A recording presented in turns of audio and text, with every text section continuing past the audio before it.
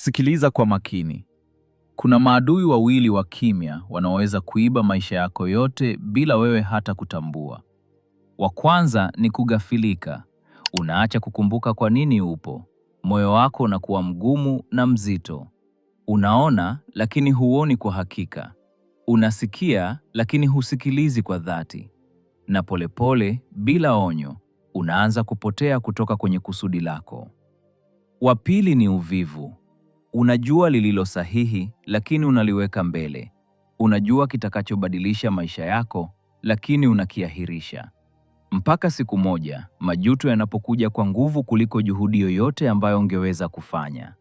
Kughafilika kunaua utambuzi wako. Uvivu unaua matendo yako. Na kwa pamoja, vinakufungia nje ya furaha katika maisha haya na yale yajayo. Lakini huu ndio ukweli. Yule anayejua kwa hakika hatabaki pale pale. Unapoelewa mahali penye utulivu wako, mafanikio yako na furaha yako ya milele, utaifuata kwa kila ulicho nacho. Basi amka. Mkumbuke Mola wako katika utulivu wa moyo wako. Pambana na usumbufu. Pambana na kuahirisha. Pambana na nafsi ile inayosubiri kesho kila wakati. Kwa sababu umbali kati yako na maisha yenye maana si majaliwa, ni utambuzi na matendo.